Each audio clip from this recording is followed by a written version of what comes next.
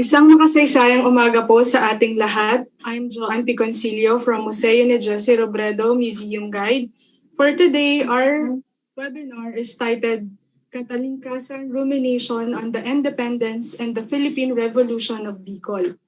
This symposium aims to contribute to the enrichment of the understanding of Philippine independence through perspective of the Bicolanos. It will consist of three presentations, namely number one, freedom in the Bicol vocabulary. Number two, a friar's account of the Philippine Revolution, downscaling the grand narratives of the revolution. Number three is the Philippine Revolution in Albay and ambos Camarines, the Bicolanos Revolution against Spain, Aguinaldo's emissaries, and responses to the Central Revolutionary Government on 1889 to 1899. So today we have full pack of discussion. So before we start, I want to remind our viewers, for those who wish to ask questions, you may send them through the comment section of our Facebook Live. And this webinar is also being broadcast in the following Facebook pages: Museo ni Jesse Robredo, Museo and Philippine Economic History Iloilo, Museo ni Jose Rizal de Pitan, Museo ng Pamana at Kasaysayang Buholano, and Museo ni Juan at Antonio Luna, and with a partnership with the Saysay Bicol. At the end of this program, everyone is encouraged to fill up the evaluation to receive a e-certificate for participation. So to formally start our webinar, I want to call Mr. Francis Moraleda, our museum technician of Museo ni Jesse Robredo, to formally introduce our first speaker. Hello, good morning to everyone. I am Francis Moraleda from NHUP Museo ni Jesse Robredo. I was assigned to introduce our speakers in today's webinar. Our first speaker in today's webinar is the rector and the parish priest of the Archdiocesan Shrine and Parish of St. Jude Tadeos here in Naga City. He finished his master's and licentiate in dogmatic theology in the University of Santo Tomas in 2005. He is currently taking up his doctorandus in church history degree at the Pontifical Gregorian University in Rome, Italy. He is the current president of Saysay Bicol. Ladies and gentlemen, please welcome our first speaker, Father Francis Tordilla.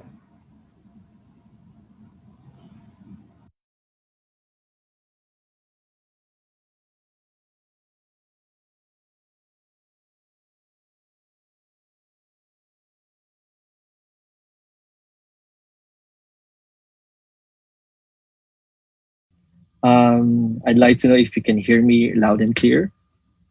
Yes, po, Father. Cool. So yeah, good morning. So it's a lovely day to be with all of you, and most especially thank you for sa Museo ni Jesse Robredo for hosting this event. And of course, together with our group Saysay Bicol, we are very much happy to share and contribute into this discussion. Well, my talk is about just one document. I'd like to share the screen for you so you guys can take a peek of what I'm talking about. Okay, sorry.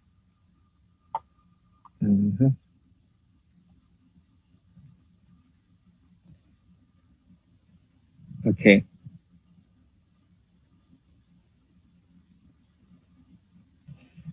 Okay, so the title of my talk is A Friar's Account of the Philippine Revolution, Downscaling the Grand Narratives of the Revolution.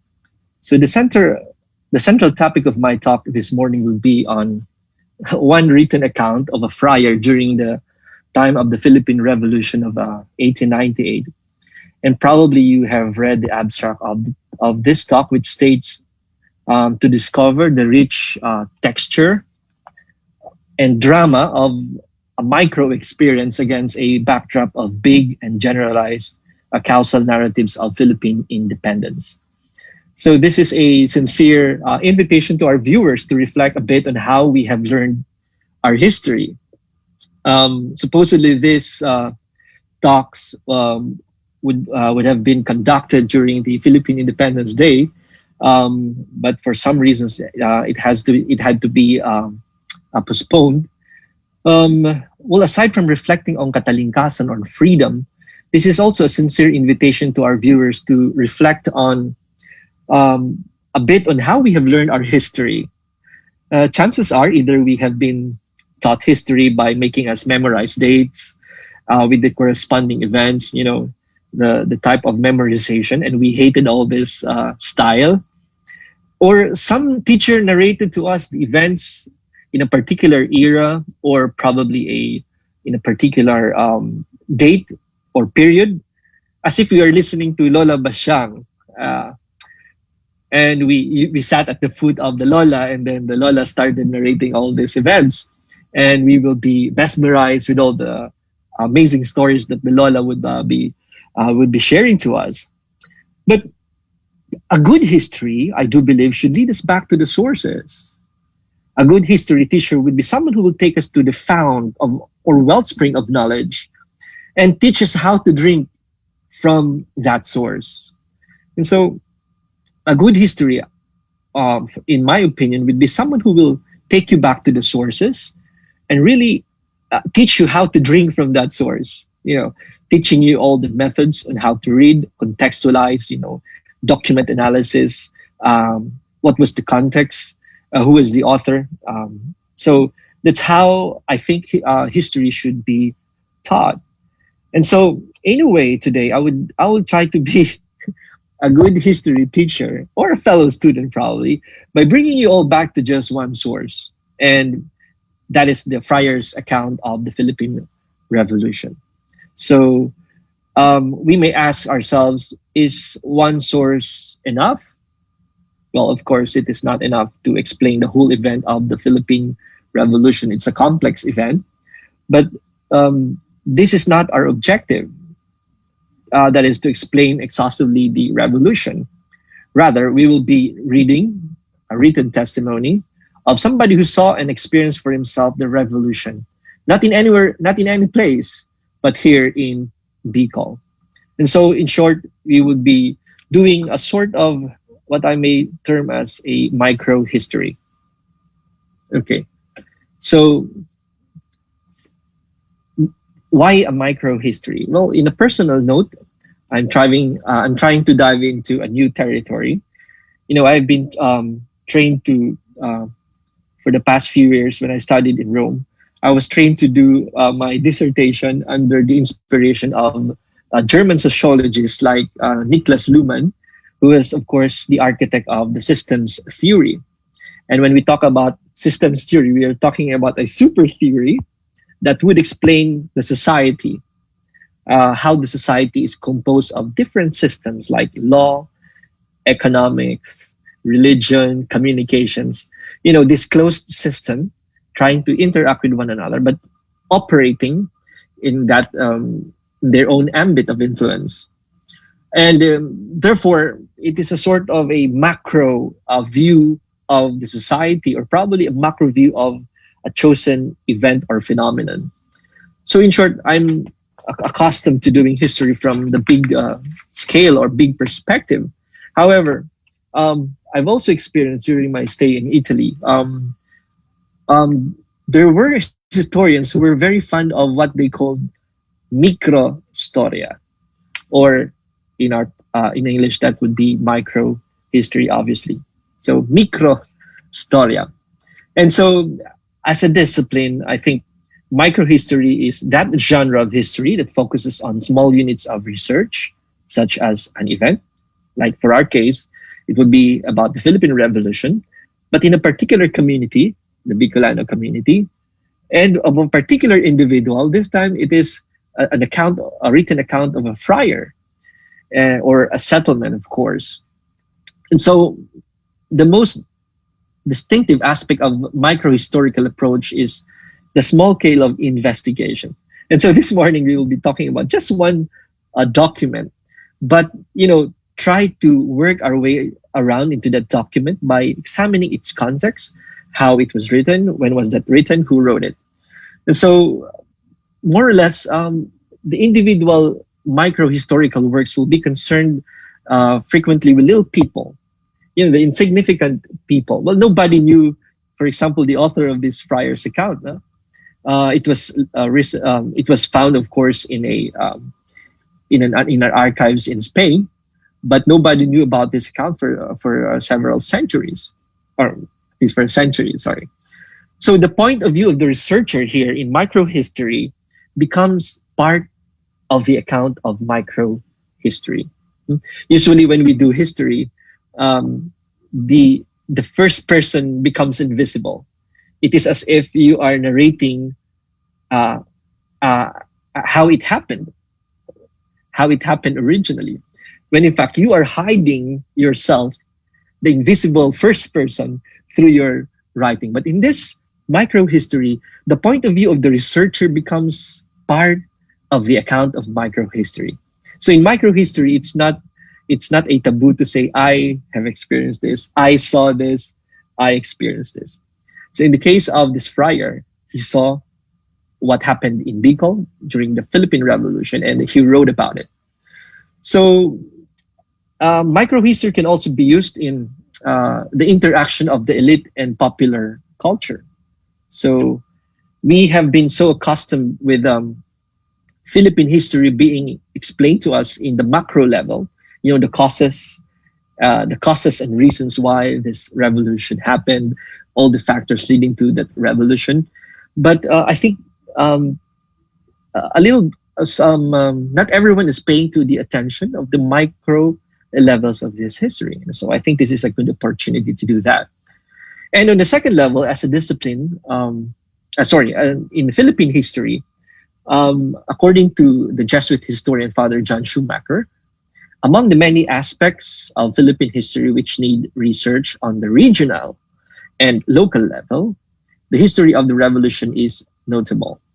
So, since the revolution had its start in the Tagalog provinces, and since the government of the republic was to be found there, the Malolos Republic, it was perhaps inevitable that such earlier histories of the revolution should center their attention there. What is more, however, the tendency has also been to assume that in other regions, the causes of the revolution and the attitudes of people toward nationalism were substantially identical with those of the Tagalog region.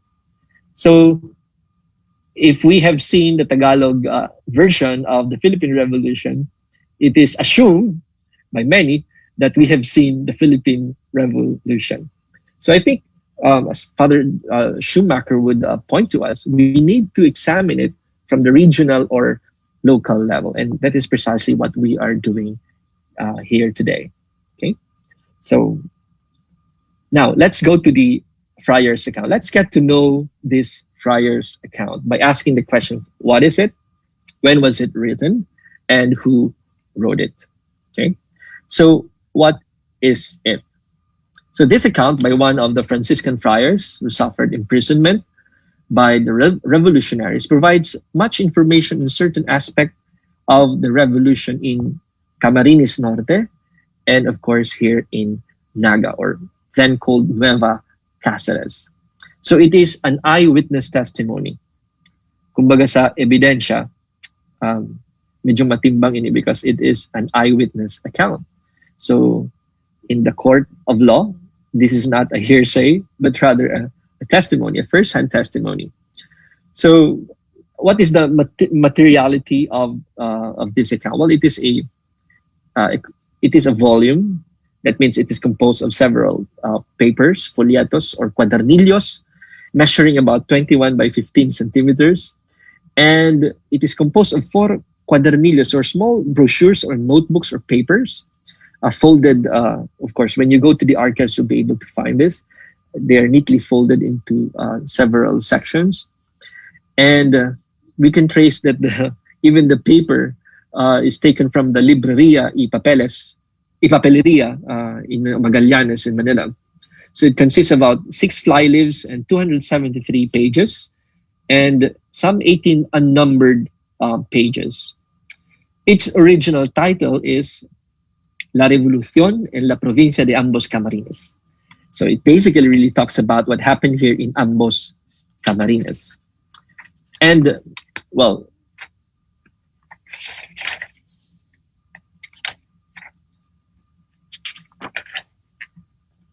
so the content are arranged in two parts. The first part talks about the revolution in Daet.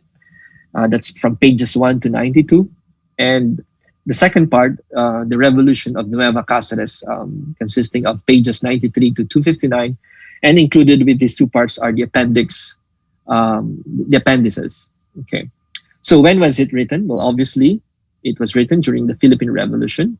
So from 1898 to 1900. And we may ask ourselves, who wrote it? There you go. The picture that is shown here is not an accurate picture because I could not find the picture of the author. So it is beyond doubt that the author himself is an actual witness in the majority of the deeds, and he narrates, and of the rest he refers to them as received from other witnesses. So here's one narrating what happened in the Philippine Revolution in ambos Camarines. At the same time, if it is not his own experience, he would always tell or relate in his account. The document was found in Cajon Número 23, labeled por el Padre Fray Marcos Gomez. So the author is Fray Marcos Gomez. So he's a Franciscan friar. And according to the manuscript of another Franciscan friar of the same year, Fray Jesus Sierra. So Fray Marcos Gomez was one of the 22 Franciscans held prisoners by the insurgents in Bikol. His full name is Father Marcos Gomez Almonacid y Garcia del Alamo. He was born in the province of Toledo in September 8, 1888.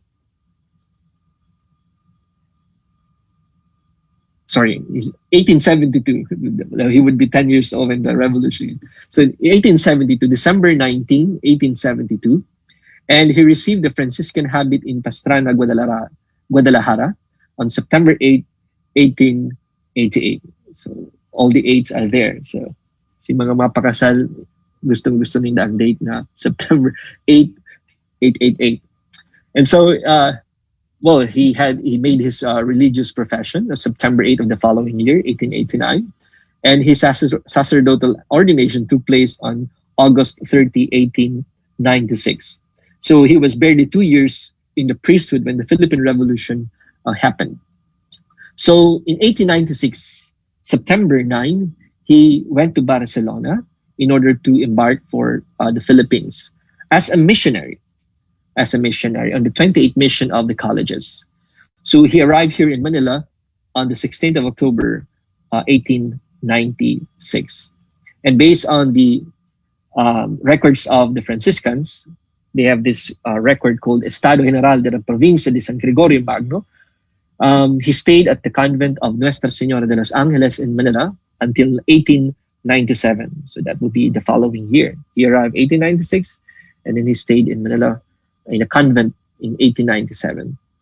And on October 24, 1897, he received an order to go to Indan in Camarines Norte to study the Tagalog language in the company of a certain Father Toribio or Fray Toribio Martinez.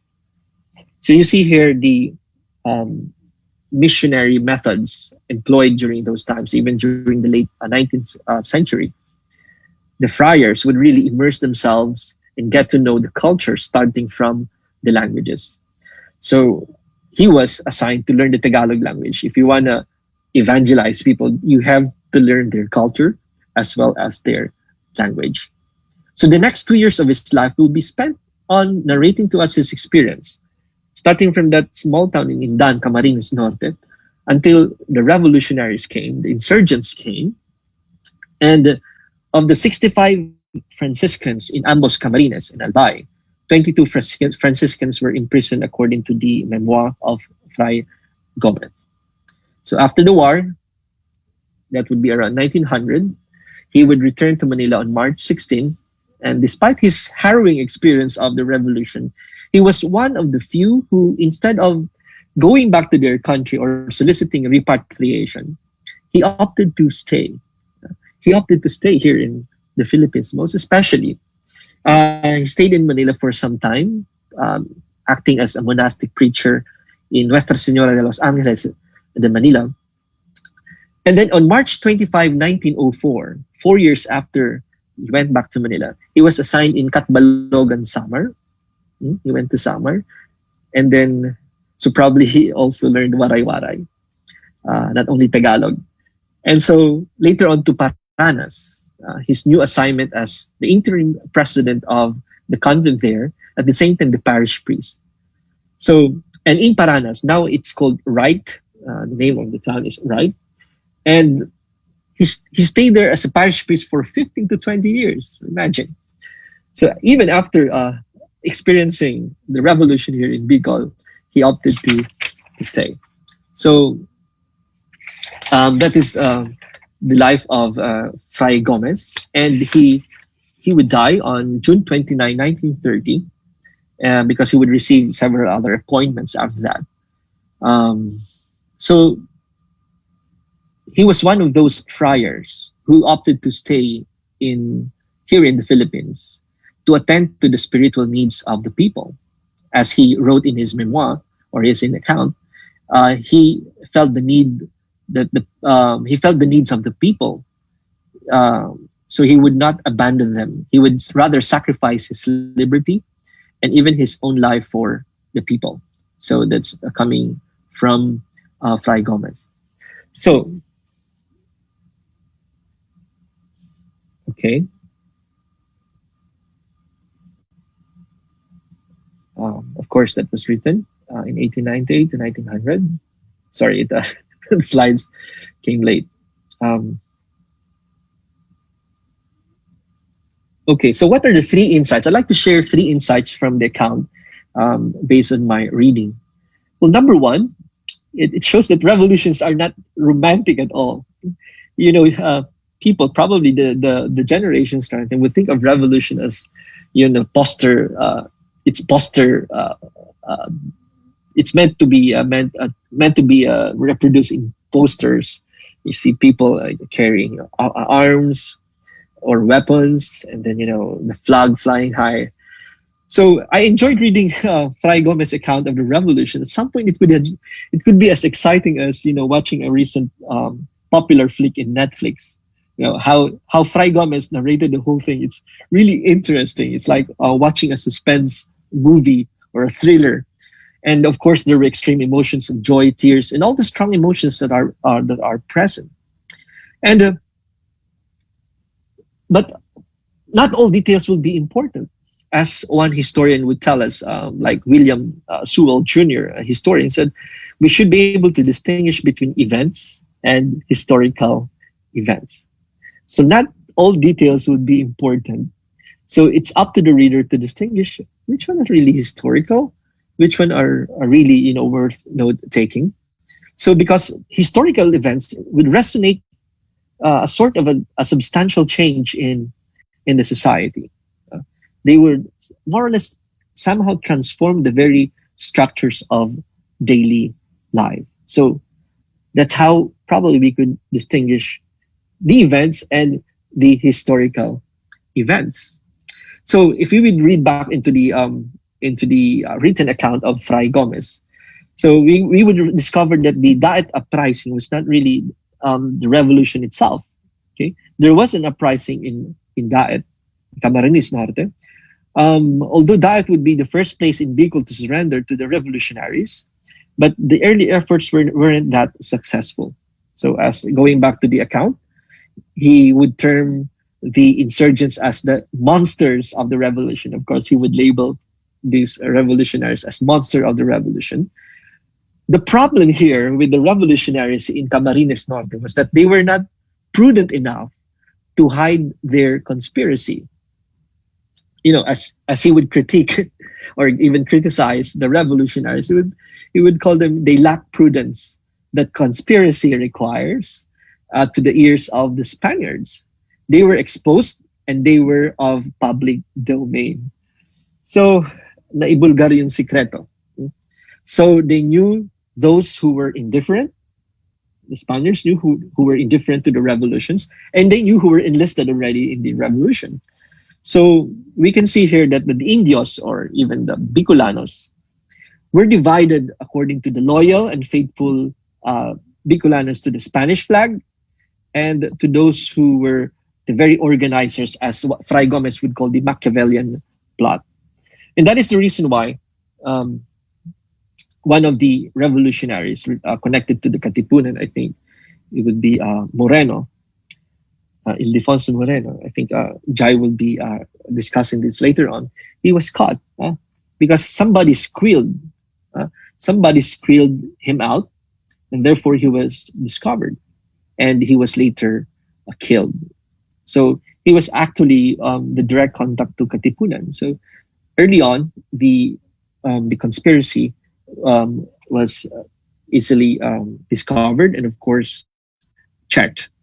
And then, of course, we did also discover from the account of the fry that not everyone was easily swayed to join the revolution. In fact, in Indan, the revolutionaries would start waking up the people, and the revolutionaries would threaten to burn the whole town if they wouldn't give them 50 men for their revolutionary causes. The problem is the locals confronting these revolutionaries, and they were shamed because of the defiance of some locals, or in fact, most of the locals. And so what the revolutionaries did was to went back to Daet. So not everyone was easily swayed, most especially here in Bicol. Um, and another thing is probably going back to that, revolutions are not romantic at all. Is that one major lesson that we can learn from the big revolutions, such as, for example, the French Revolution, is that it is the people who make history. It is not a planned thing. So it happens. It happens, and people decide whether to join the whole thing or not. Okay, so um, we can see here that the method of the revolutionaries would sometimes go offhand. There were, of course, excesses, like, for example, what Fray Gomez would recall in April 17, in 1898. The girls, the Spanish girls, learned about the plot of the rebels. What angered them was to know that they were destined to be the mockery and the scoff because of their sex. For these savages, Gomez referring to the revolutionaries or insurgents, wanted no less than to celebrate an orgy in the presence of our corpses. Well, this is according to Gomez. So putting the Spanish and the mestizas nude in their presence, so that at the end of the banquet, to do with these weak persons that which I do not want to mark here, so as not to stain this paper with similar filth, nor so that he would read this, so that one who would read this will become crimson in shame to the face. So it's here you see some of the possible excesses of revolution, and that is to the detriment of these women. And as we know, again, revolutions would usually catch people by surprise. It's not easily staged.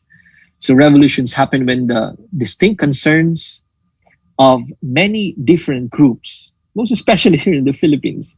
We are an archipelago, so it would be very hard to really unite all the distinct concerns of people belonging to different ethnic groups.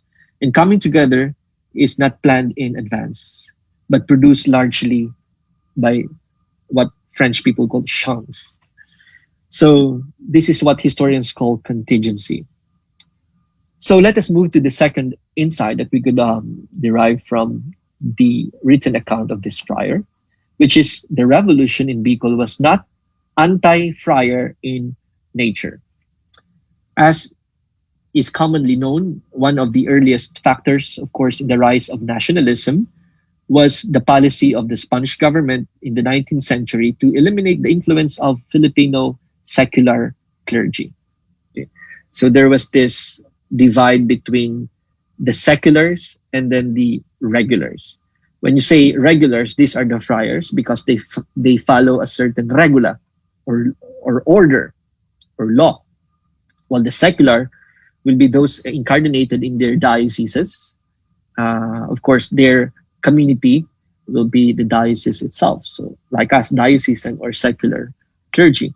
Now, during the 19th century and the half of the 19th century, the Spanish government systematically um, eliminate or impeded the secular clergy from taking over the parishes as a matter of national security. So they wanted to, of course, for the friars to take over until, of course, the protests of Father Pedro Pelaez, Father Mariano Gomez, and Father Jose Burgos, that the beginnings of nationalism were aroused. So in a way, people would mistakenly think that it happened in all parts of the Philippines, including Bicol. But that is not true here in Bicol.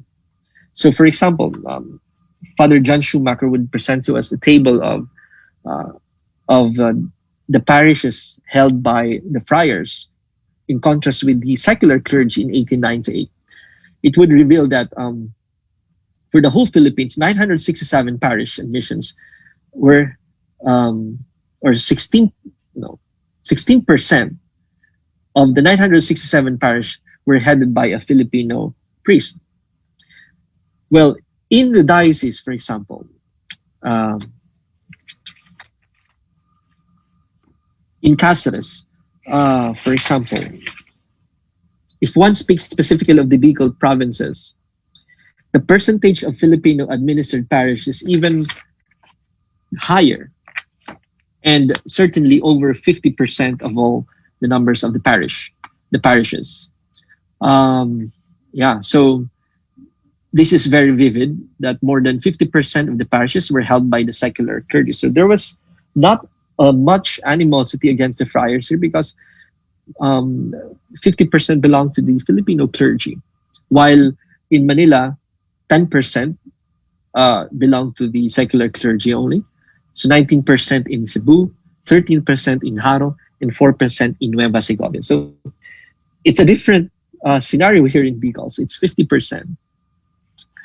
And reading from the account of Gomez, Fray Gomez, when the revolt broke out in Daet in April 1898, though some friars took refuge with the other Spaniards, several others in Camarines Norte remained in their parishes.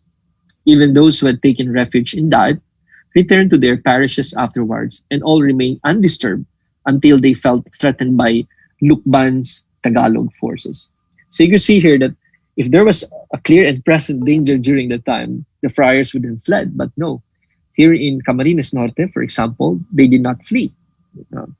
So though some of them left for Naga on the urging of the Spanish officials, others remained behind. Okay. So when the Spaniards finally decided to abandon Daet, uh, evidently hoping that other Filipinos would revenge themselves on the helpless friars for these Spanish atrocities. As a matter of fact, the Filipinos recognize the difference between the friars and other Spaniards. Why is that? Because even the revolutionaries would escort the friars peacefully to Naga when they thought it best for them to go. So they did not kill them. They did not kill them. Rather, they even escorted them to Naga. So that's another insight from the revolution here in Bicol. People distinguish between the Spaniards, whom the Spanish officials, and the friars. So when revolution finally broke out in Naga itself, with bloody consequences, no action was taken against any of the Spanish clergy. For example, the Vincentians remained in the seminary here in Naga and continued to teach for some months, even after the breakout of the revolution. And only when the armed Spanish officials took refuge here in the convento of San Francisco were the Franciscans placed in danger because Spanish officials took refuge in their convento. And so, since the revolutionaries threatened to burn the church in order to get the Spaniards out, so finally, the Vicar General of the diocese, Fray Roman Gonzalez, decided to advise them in order to avoid bloodshed, eventually arranged for the surrender of the Spaniards. So it's an interesting note here why Roman Gonzalez was calling the shots. Because by this time, the Bishop of Cáceres was already in Spain. Due to health reasons, um, Bishop Monasterio, uh, Arsenio Monasterio, was already in Spain as early as June 1898 because he was already suffering from illness. So during the time of the revolution here in Bicol, there was no bishop around. It was only the Vicar General who took over his post. And of course, later on, Fray Roman Gonzalez would be also captured and taken into prison. So those friars who were still in parishes in the province of Camarines Sur were brought to Naga with great courtesy. And at the decision of the provisor or the vicar general, all of the clergy lived together in the seminary. So the seminary became their sort of a imprisonment prison. There, they were joined by the vicar general himself. Um, so Fray Gonzalez's choice of the civil guard, Corporal Elias Angeles, one of the two leaders of the revolt, was welcomed with respect. So it was Fray Roman Gonzalez who suggested Elias Angeles. And Gonzalez's advice continued to be sought even by the revolutionaries. So here we can find the distinction of the Bicolanos, of who were the Spanish officials and, of course, the friars. And it is clear that in Camarines, not only did anti-friar feeling have no part in the origins of the revolution, but that it was respect for the friars, which at times protected the others Spaniards from ill treatment. If you would recall, Father Jorge Barlin, before he became a bishop, he was assigned in Sorsogon.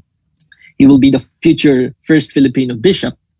When General Ananias Jokno was leaving, because he would like to turn over the governorship, he gave it to the priest, Father Jorge Barlin, instead of anyone else. So you see here the great distinction that even the public officials would give to the clergy, for example. In Albay, for example, although it was given to a committee, the Spanish governor gave it to a committee of Filipinos headed by Anacleto Solano. Yet another priest was nominated, a parish priest in Albay, that is Father Victorino Peña. And but later on, of course, this Filipino priest would deny this nomination. And so there are other examples. For example, in the account of Atavialdo, people would even give freely the collection of the parish to the friars for them to bring along with them. That is how they respected very much the friars. So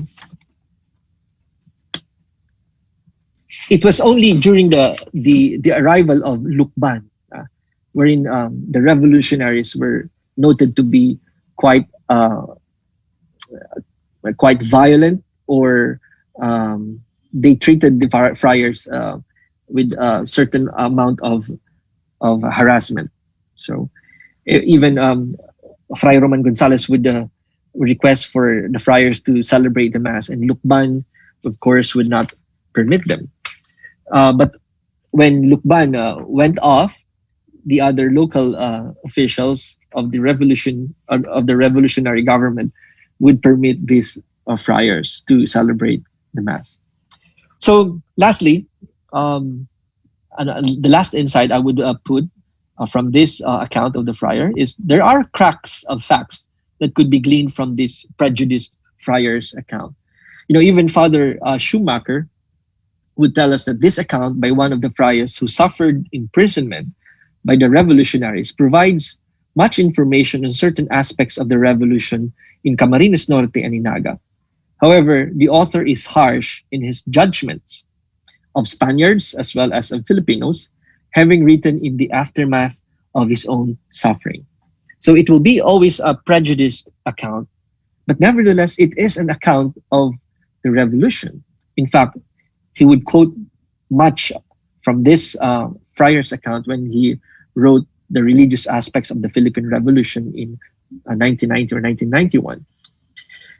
Well, Of course, Spanish documentary sources were products of the colonial machinery. These were, of course, products of the Spaniards for Spanish purposes, such as evangelization and trade, for example. But learning from the experience and the ingenuity of the historian William Henry Scott, most especially in his work Cracks in the Parchment's Curtain in other essays in Philippine history, we will be amazed on how he was able to catch, the fleeting glimpses of Filipinos. And for our purposes here, the Bicolanos, their way of life, how they behaved during the revolution, and their reaction to Spanish domination. In this sense, the Philippine Revolution, in a very unintentional way and merely incidental to the purpose of the document. So a document may be done for a particular purpose, but somehow we can catch some few glimpses basing on this document. So I will now conclude my short sharing this morning regarding this friar's account by saying that I would reiterate that once more, we would like to invite uh, for all the Filipinos, Bicolanos, to go back to the sources of our history. Well, that is now the sickness of this generation. We are a meme culture, and we we wouldn't want to verify anymore the sources that we are reading, most especially from the internet. And yeah, um, we need to go back to the sources of history. As they say, there is no history without documents. So it is the advocacy and, of course, the passion of our group, Saysay Bicol, to link our readers or our viewers to the sources of Bicol history. For so long a time, we have contented ourselves with listening to a few Lola Basyang in our communities. Of course, with all respect to Lola.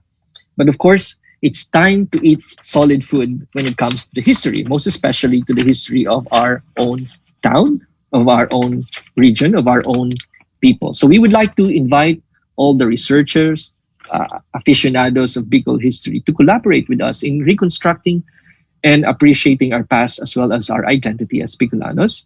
You can do this either by research or by contributing to our peer reviewed journal, which will hopefully come out this September.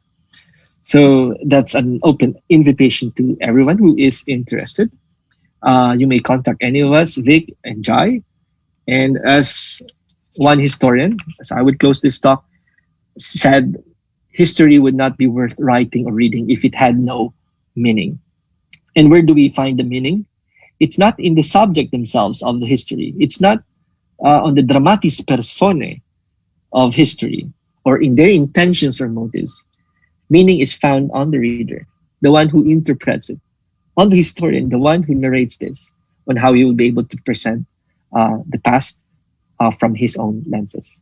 Thank you very much for being patient with me. Thank you so much, Father Francis.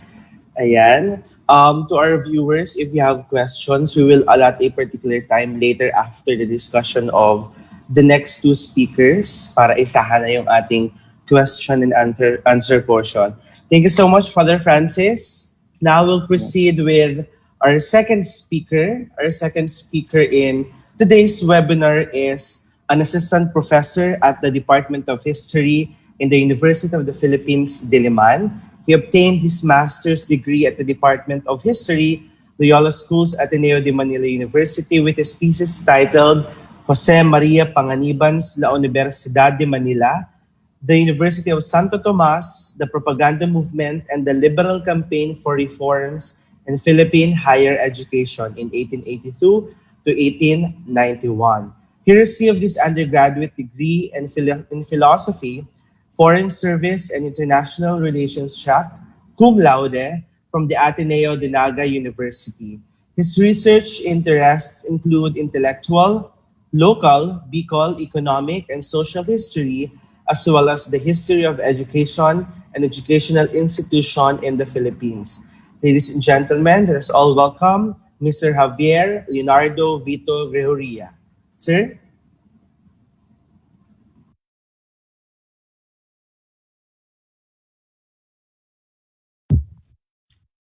Thank you, Francis. Let me just share my keynote presentation.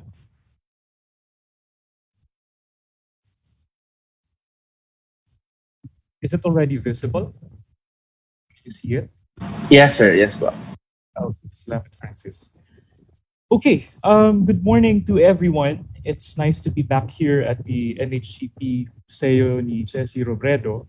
Maraming salamat kay Mark Glorioso and his uh, colleagues there at the Museo, Francis and Joanne, for hosting this event and for inviting our organization, Saysay Bikol, to discuss this morning several accounts of the revolution in Kabicolan.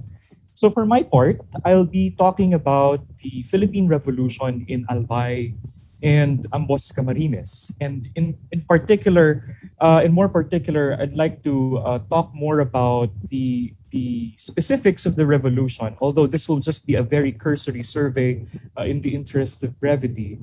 And I'd also like to discuss the responses of the Bicolanos to Aguinaldo's central revolutionary government. Did they accept it or did they reject it? So this will be a very brief presentation. So I'd like to be deductive in my approach instead of delving onto too much details.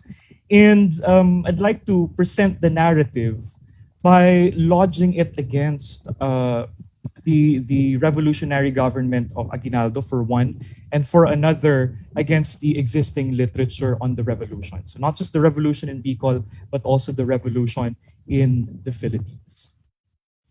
I'd like to begin my presentation for today with a picture of Aguinaldo and his cohorts, who, by the way, agreed to surrender to the Spaniards in late 1897. So if you would remember your Philippine history lesson, your Kasaysayan 1 lesson, it's actually the Pact of Biak na Bato, which was signed on December 14 by Primo de Rivera on behalf of the Spaniards and Pedro Paterno on behalf of Aguinaldo's government.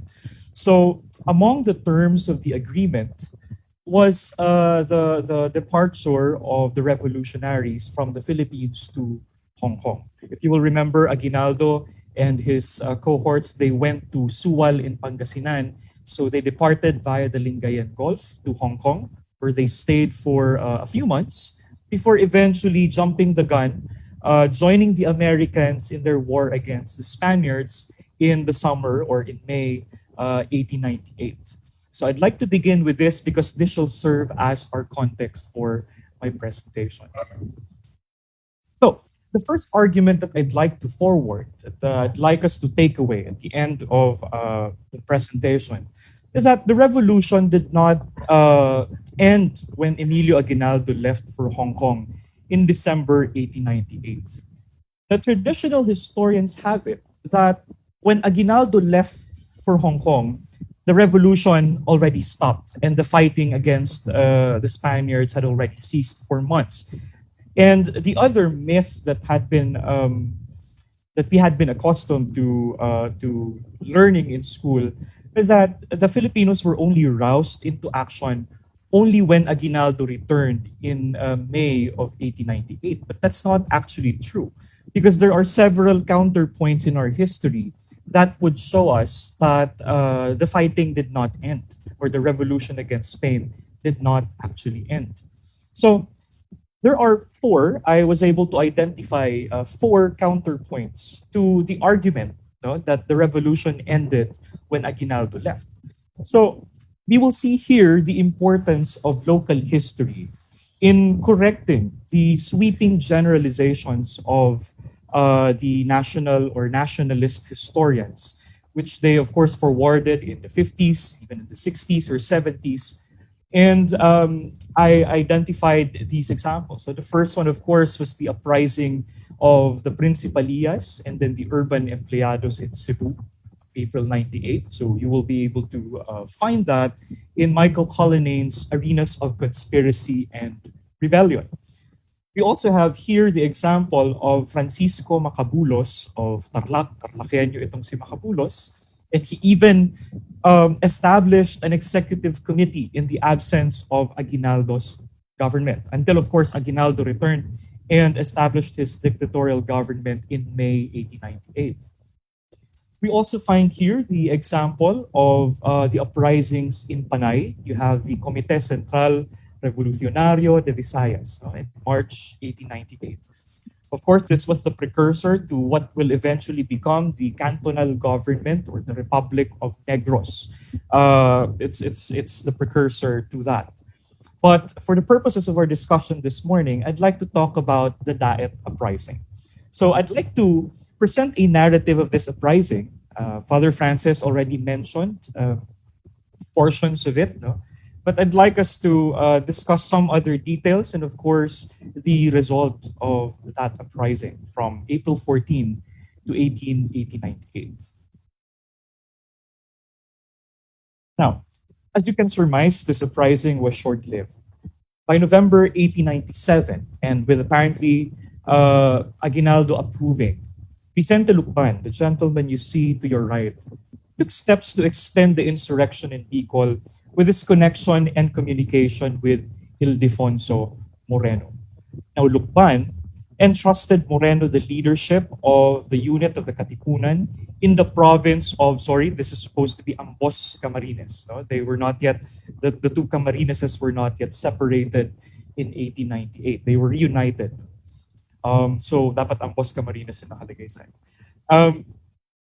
So, Taviado maintained a different account from that of Fray Martin Gomez. Kanina na-mention ni Father Francis na nahirapan daw si Ildefonso Moreno to convince people in Camarines Norte to join his cause, to join his revolutionary cause against the Spaniards. But Taviado maintains otherwise. He said in his book, The Philippine Revolution in the Bicol region, that the sincerity and persistence with which he performed his patriotic task gained him hundreds of followers to the cause. So the followers included the prominent Filipinos in Daet, members of the Principalia, employees of the Court of First Instance, so mga ano rin ito, ano, mga empleados din ito, much like the empleados in Cebu, who revolted in Cebu in the same month in 1898. And there were also 15 native soldiers of the civil guards, or the Guardia Civil, who joined the cause of Ildefonso Moreno. Now, in reconstructing this narrative, I consulted mainly Ataviado and Fray Martin Gomez's account. And as I mentioned, there are portions where they will vary in terms of their opinion and in terms of their perspective when it comes to the Daet uprising. You will see there that Ataviado is more, shall I say, neutral, whereas we know the leanings of Fray Martin Gomez because he was imprisoned. Of course, he was very much prejudicial of the uprising or against the uprising, etc. So the Spaniards in Daet, on the other hand, was led by Lieutenant Maximiliano Correa and was joined by civil functionaries, civil guards, peninsulars, and take note, several native allies as well. So they took refuge in a house of a Spanish merchant named Senor Arana or Arana. And then a few moments after the uprising started, there were also reinforcements from Nueva Cáceres. I mentioned here that a 1958 account by Jacinto A. Ursua on Elias Angeles and Felix Plazo mentioned that they were among the Guardia Civil who were sent to Daet to quell the uprising that was led by Ildefonso Moreno. But I have yet to access this account and see it for myself. And so I was asking yesterday our resident librarian, Miss Erica Corpus. She's looking for a copy of this 1958 account. And I believe it was published by the Cecilio Press. So if you have any copy of that, you're very much welcome to share it with us. Okay.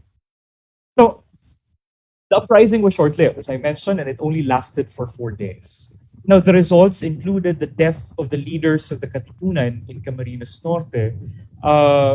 Among them were Ildefonso Moreno, you have Telesforo Zaltua, Domingo Lozada, Jose Abano, and Gavino Saavedra, among others. They were the leaders of the Katipunan. And I believe the NHCP installed a marker in commemoration of the uprising in Diet. I have yet to visit that, but I have been seeing pictures online on Facebook and yung PIO ng Camarines Norte. I think nagpo-post din sila about it every April. And then, of course, the Katipunan unit in Camarines Norte was dissolved because, of course, the leaders were killed in the four-day uprising, and therefore it was quelled. It was already ended on April 18, 1898. So, the second argument that I'd like to forward for this morning is that the revolutionaries in Albay and Ambos Camarines took over the respective provinces in 1898, and they accepted Aguinaldo's leadership and declared their adhesion to his revolutionary government. Now, recently, because of the Independence Day commemoration this year, I had this renewed appreciation for how Aguinaldo's government legitimized his leadership in the revolution, how he was able to seize leadership or regain control of the revolution upon his return on May 19, 1898. Because if you will remember, Aguinaldo abandoned the revolution, he repudiated the cause of the Katipunan, and he distanced himself from any movement in the Philippines to honor the act of Biak Tabato. But I'd like us to see here that Aguinaldo, when he returned to the Philippines, he wrested control. He seized the leadership of the Katipunan, or the revolution, should I say. And I'm very interested as to how the Albayanos and the people of Camarines responded to the leadership of Aguinaldo. Many students of mine, past and present, they do not find legitimacy in Aguinaldo's leadership and government because they argue that one, it's just the government of the oligarchs, it disregards the interests of the masses. For another, it's highly Tagalog-centric. If you will examine the profiles of Aguinaldo's cohorts, they were, from Cavite, from Bulacan, and the neighboring provinces of the Tagalog region. But I'd like us to reflect on that, and I'd like to argue as well that Aguinaldo legitimized his government, his leadership. So in this case, I'd like us to see how the people of Albay and Camarines responded to the revolutionary government. And of course, to Aguinaldo's emissaries. No? Nagpadala si Aguinaldo ng mga tao. Na-mention ni Father Francis kanina. Vicente Lucban was among the expeditions he sent to southern Luzon. I will mention that in detail later. So, by September 1898, let's go to Ambos Camarines first, particularly in Nueva Cáceres. The Spaniards in Camarines anticipated the expedition of Vicente Lucban, and therefore they started preparing for their evacuation. And one of the first measures that they did was to disarm the Guardia Civil, or the native soldiers in Nueva Cáceres. And they announced that they will be brought to Iloilo. Of course, this caused agitation among the Guardia Civil because they were fearing arrest, they were fearing execution, and they were fearing that they would be shot by the militiamen. So sabi dito ni Elias Ataviado, he related that rumors began to spread that the disarmed soldiers of the Civil Guard would be shot by the militiamen.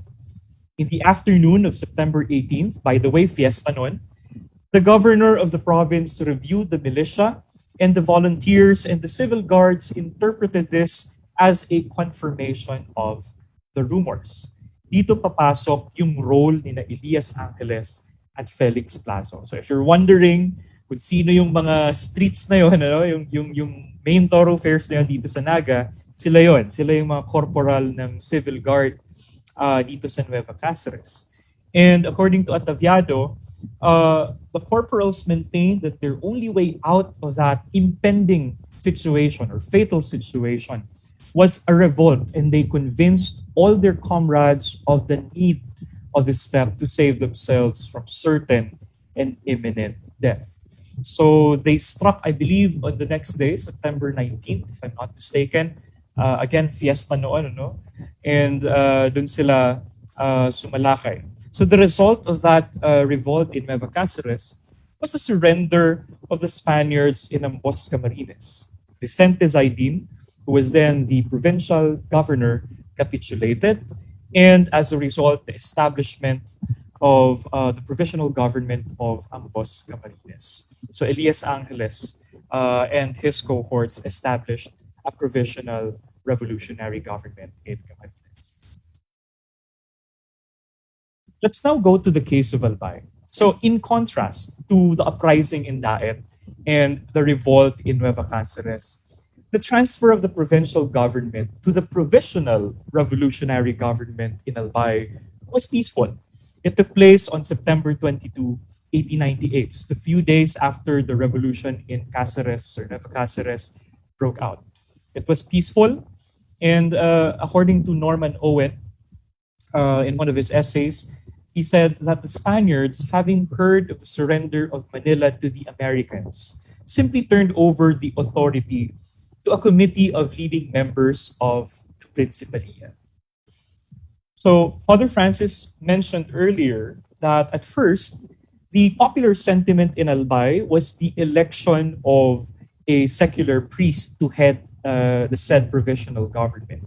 And Father Victorino Peña, the parish priest of Albay, was nominated to become president. But of course, he declined because he said that he could not balance his ecclesiastical duties with his duties as president of the government. So he nominated instead, in his place, Don Anacleto Solano of Camalik, and he was therefore appointed the president of Albay's provisional government. And the other members of the government included Don Anacleto Solano, Ancieto Gomez Medel, Marcial Calleja, Mariano Goyena, and Paciano Imperial. Judging by their last names, of course, they were part of the Principalia families of Albay. So, this provisional government on September 22, 1898, drafted a resolution.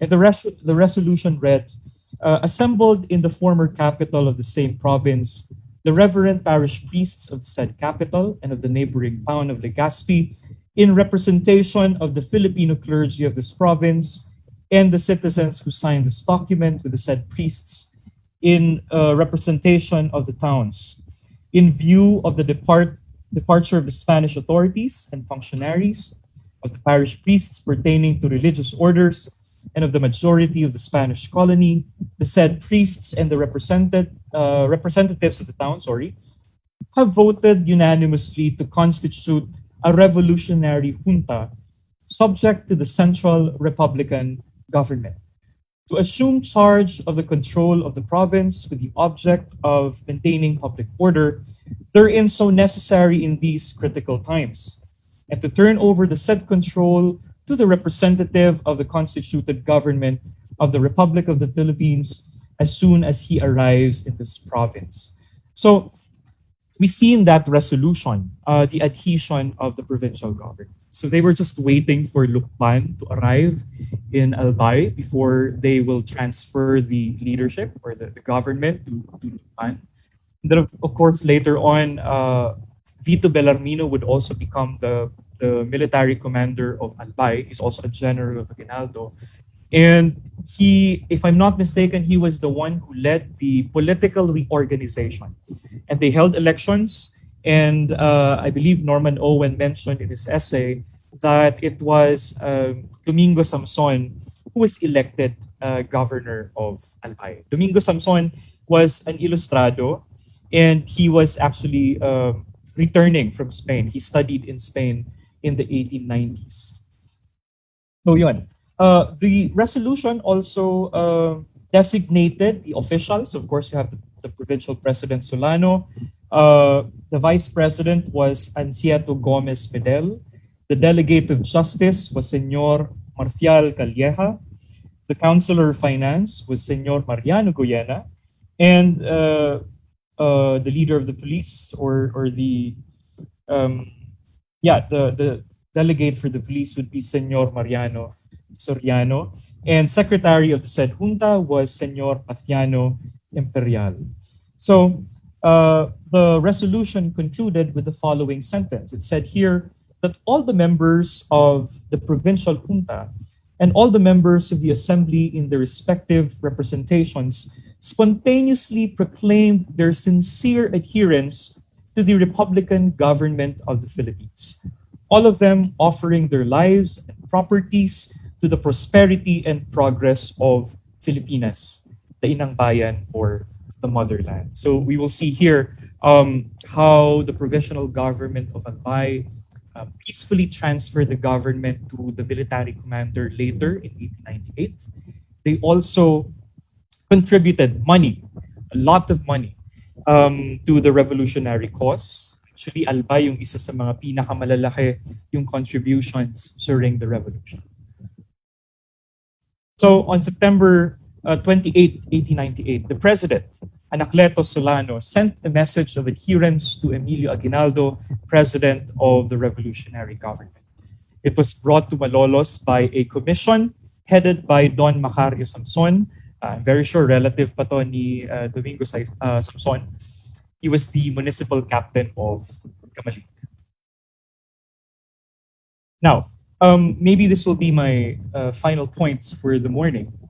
Now, in July 1898, Aguinaldo appointed and sent General Vicente Lucman to southern Luzon, it includes Bikol, to occupy the provinces there and establish his revolutionary government.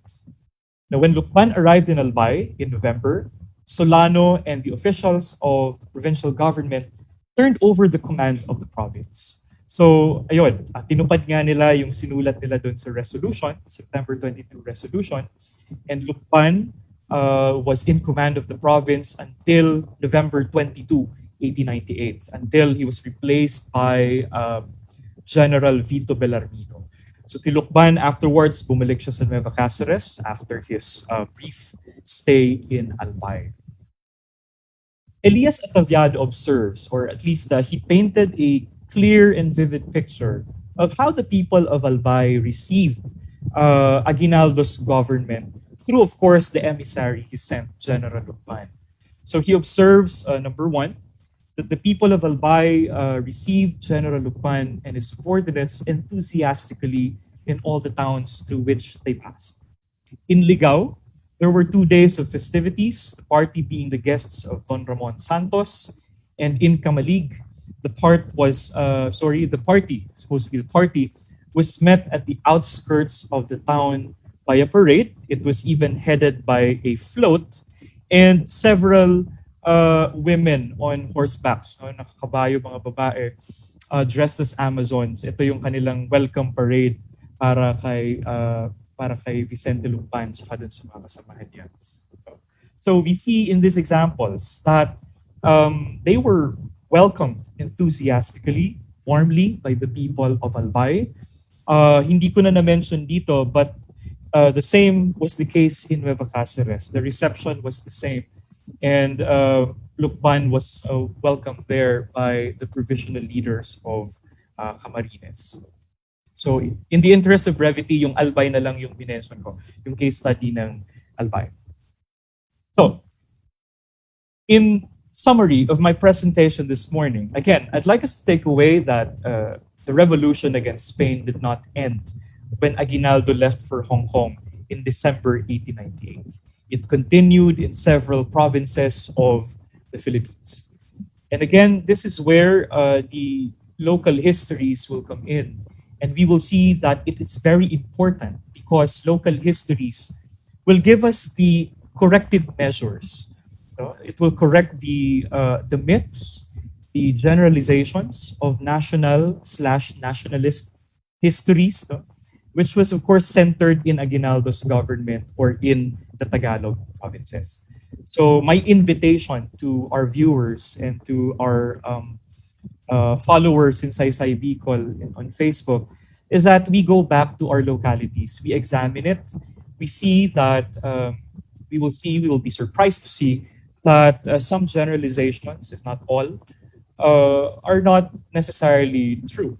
because we can present counterpoints or counter examples. Like the diet uprising, we can, of course, use that in support of this argument. And of course, again, the second argument I presented this morning was that the revolutionaries in Albay and Ambos Camarines took over their respective provinces in 1898. They accepted Aguinaldo's leadership and declared their adhesion to the revolutionary government. We see that in the resolution that was drafted by Anacleto Solano and the provisional government of Albay. We see that they readily welcomed the emissary that Aguinaldo sent, and it was in the person of Vicente Lucban and later on General Vito Velarde. So that concludes my presentation for this morning.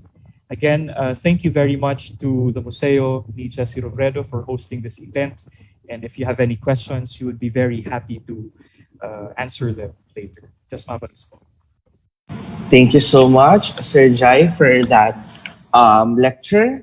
At this juncture, I'd like to remind all the viewers on our Facebook pages to, if you have questions, you can post it on the comment section of our Facebook Live, or you can send it through email to our Facebook pages as well. So we now come to the last portion of this day's webinar. I'd like to introduce our third and last speaker. He is Mr. Victor Dennis Nierva. He took his undergraduate degree in Bachelor of Arts in Developmental Communication at the Ateneo de Naga University. He has units in Master of Arts in Creative Writing at the University of the Philippines, Diliman. Mr. Nierva continues freelance creative consultancy for industrial and publication designs, editing and translations, documentation, photography, audio and film design and production, and web design and development. He has designed more than 100 of books for various university, commercial, and independent presses such as the Ateneo de Naga University Press, the University of the Philippines Press, the Ateneo de Manila University Press, and other publishing firms.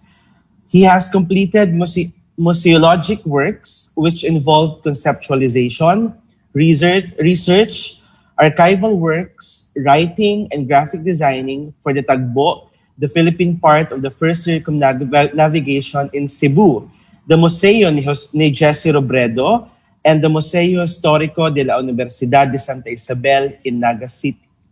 He has served as a language evaluator, validator, and translator for KP Learning Materials and Teachers Resource for Bikol under DepEd's Bureau of Learning Resources. He has also initiated the online Bicol language instructional page, Magbicol Kita. He has published a book of translations in Bicol, Doros Asin Mang Angel, translations in Bicol of John Donne's Holy Sonnets, and selected works which won the National Book Award for a translated book in 2013. Ladies and gentlemen, let us all welcome our last speaker for today, Mr. Victor Dennis Nierva. Good morning, sir. Thank you, Francis. Good morning. First, let me thank the National Historical Commission of the Philippines and the Museo ni Jesse Robredo through its curator, Mr. Mark Glorioso, for this opportunity to share something about freedom, independence, and Bicol.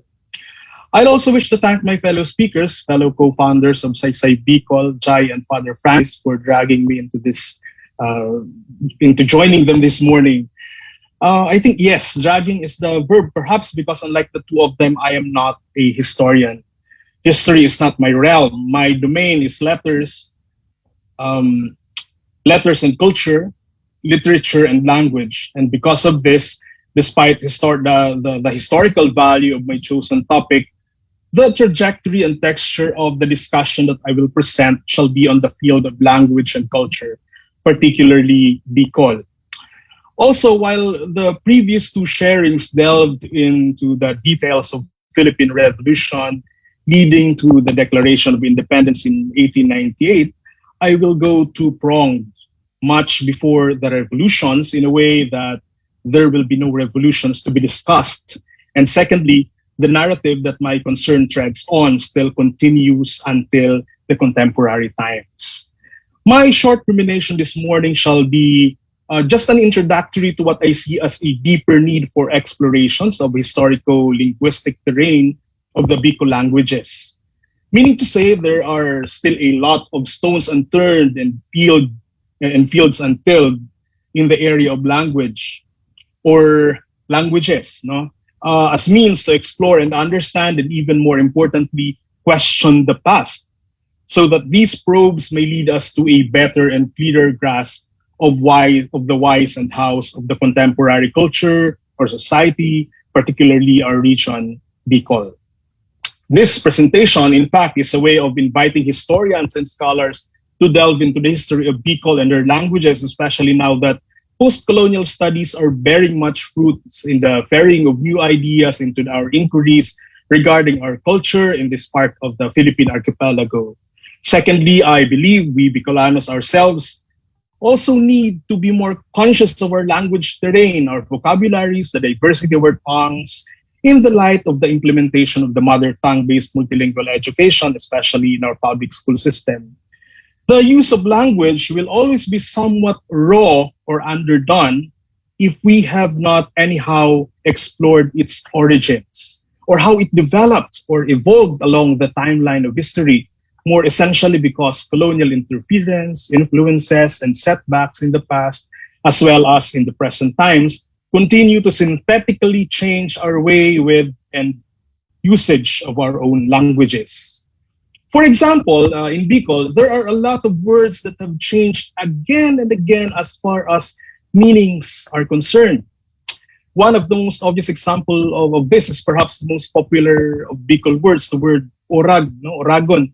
It changed meanings through time and is still continuously evolving. In fact, a couple of decades ago, orag was still a sort of taboo.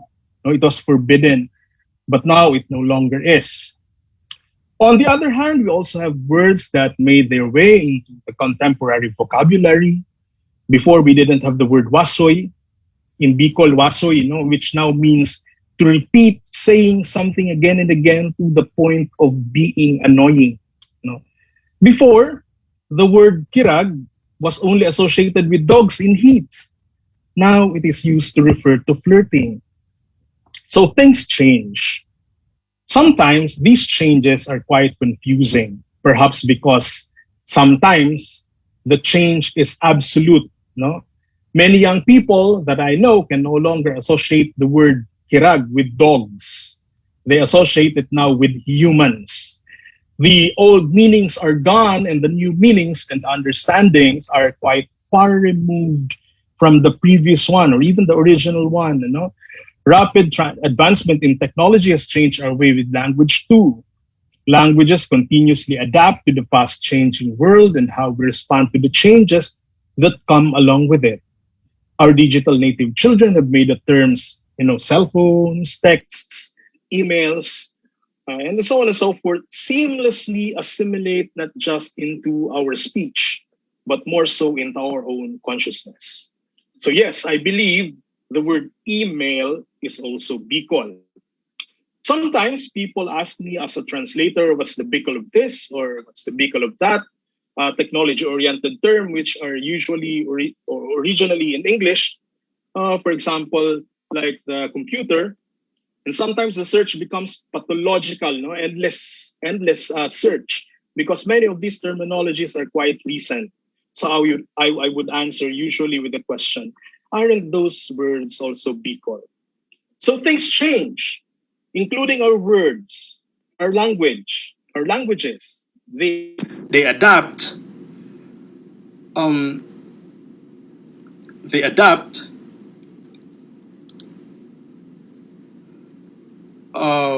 But this morning, in the light of our 123rd commemoration of the Declaration of the Philippine Independence in 1898, I shall share about the idea of understanding of freedom or independence through the lens of the Bicol vocabulary.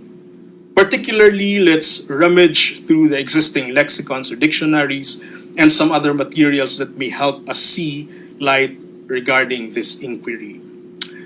Again, as I've said earlier, this discussion is just an initial exploration of the topic, and in fact may come as invitation to anyone interested in language history research in Bicol. So in general sense, this short lecture asks as to how freedom is articulated or dissected in existing Bicol dictionaries, particularly in the 1865 Vocabulario de la Lengua Bicol by the Spanish Franciscan friar Marcos de Lisboa. And also, for the sake of comparison, in the 1971 Bicol English Dictionary compiled by the American linguist and University of Hawaii professor Malcolm Warren Mintz. So interestingly, both lexicographers are foreigners. Note of that. No? Both Mintz and Lisboa, though centuries apart, were foreigners. From this fact, we could already extrapolate that their job was retrieval and compilation. Immense work. But after all these years, they still need revisiting, and this is a challenge for us Bicolanos to take on a really comprehensive lexicographic work, especially that the Bicol region is a multilingual region. No? There have been other lexicographic undertakings but were either incomplete, focused just on a particular area, or just an exploratory or an introductory undertakings. No? Needless to say, the field is still rich. So freedom. Let's talk about freedom. Let us ruminate on freedom. Let us explore how we Bicolanos through time and through our lexicons defined and dissected this word, this power, this state, this right, karapatan, that people, cultures, nations fought for, died for, and continue to live for.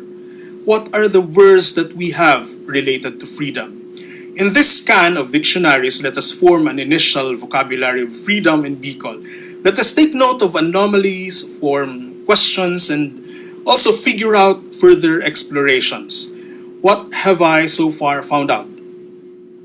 The first thing that I did in this inquiry was to turn to perhaps the most popular Bicol articulation of what we know in English as freedom, no? The word Katalingkasan.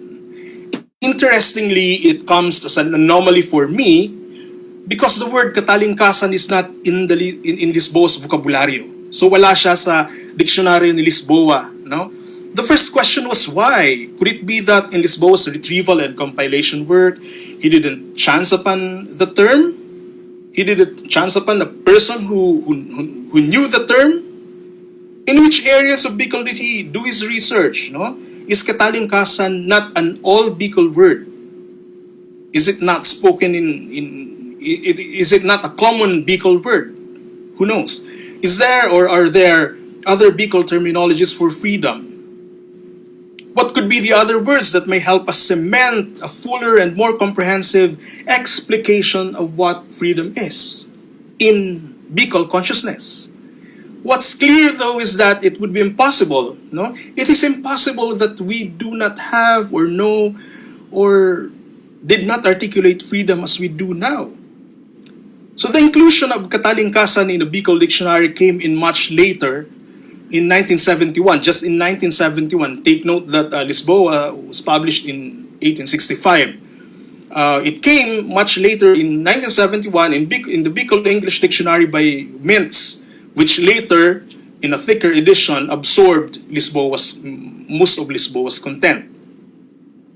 Let us begin our dissection of our idea of freedom, quite interestingly, by revisiting the pre-colonial concept of its very opposite, slavery. So I think that how pre-colonial Filipinos valued freedom is seen and manifested through how freedom is labored for in the lives of the pre-colonial natives. The Bicol word for a slave is uripon. Yung alipin sa Tagalog, uripon sa Bicol. But the word uripon is a word shared by both Bicolanos and Visayans. It takes root from the ancient word udip, which means to live. Being an uripon means to be determined to survive, to live by a resolve to pay whatever needs to be paid, an actual debt or debt of gratitude, and they did this udip through servitude so that they could be set free from this obligation. The pre-colonial natives did not let slavery or being an uripon be a lifelong circumstance. No, hindi pwedeng panghabang buhay na alipin. They would render faithful service as payment or return for any obligation until they are free. Take note, here freedom enters. No, they would render faithful service or even their descendants would render faithful service as payment or return for any obligation until they are free. In fact, there is a Bikol word for that, hilwas, no? To hilwas, which we will discuss later. Therefore, slavery is not a permanent state for pre-colonial Filipinos, unlike the untouchables or the Dalits of India or the notion of the gruesome transcontinental human trafficking and slavery of Africans. Being an uripon is a means, it's a process, it's a way, a means to live, a way to freedom. Despite the anomalous absence of the word Katalingkasan in what has been for a very long time the most comprehensive of Bicol lexicons, Lisboa's vocabulario also presents a number of words that aid our concept of freedom, no? Whether synonymic or a somewhat similar or antonymic, the opposite. No? So let's further see. Lisboa presents the following words. No? It is not, in Lisboa's dictionary, it is not a matalingkas. No? It is not matalingkas for someone to refer for someone that's free, who's free. But what is it? There's an entry in Lisboa called batak. No? Batak. Batak means a free person, a free man, not a slave. No? Just like you and I, if you consider yourself not a slave, if you consider yourself as a free man, then you're a batak. So that this is a verb, no? But it can also become a noun as most of our nouns, Bicol nouns are can morph into other meanings, no? So batak, first word is batak, a free man. So if you will notice, what I'm gonna do here is simply share with you a list of words related to freedom, whether these words are from the opposite side or a synonym of freedom or supports the concept or notion of what freedom is. What else are the words? What else are the words located in in Lisboa's vocabulario? No. Second is bilanggo. Of course, we probably everyone probably knows bilanggo. No. But in Lisboa, it means authority. No. So ang pagbilanggo is an action by this authority to catch or throw someone into jail. No. So bilanggo is an authority, and pagkabilanggo is an action of that authority that takes away your freedom because probably you've done something. But to escape from pagkabilanggo is pagkabuhi, no? Buhi. Buhi means to be able to escape or sneak away or flee, no? Escape from danger, no? But another related word is alayaw. Alayaw means to go after something or to catch it or to make it fall into a trap. That's actually taking away again freedom. No, a trap is called related to alayaw, which you if you want to catch a school of fish, for example, in the river, you'll drive it towards your net, no? Tinatarog kumbaga ang salog tanganing upang pumunta yung mga isda doon sa lambat, no? Pero sa vocabulary ni Lisboa, the trap is called amatong, no? Amatong. These are archaic words which we I think contemporary Bicolanos don't sa lamba anymore, no? Not familiar. Pero sa ang vocabulary ni Lisboa, related to this again is kurong, matong, which I think is a variant matong. These are archaic words kurong, which we I think contemporary Bicolanos don't sa person. Ang vocabulary ni Lisboa or a jail. So again, related to this again is kurong, matong, which I think is a variant matong. These are archaic words which we I think contemporary Bicolanos don't sa person. Ang vocabulary ni Lisboa or a jail. So related to this again is kurong, matong, which I think is a variant matong. These are archaic words which we I think contemporary Bicolanos don't sa person. You are somewhat you become a slave because of this. You don't have freedom, no? But if you want to flee from this state, then you have to dulag, no? Which we still use in Bikol, in contemporary Bikol now. Dulag, no? Takas, tumakas, to flee. A fugitive, for example, or the one who escaped, no? Another state where there's no freedom is gintobo.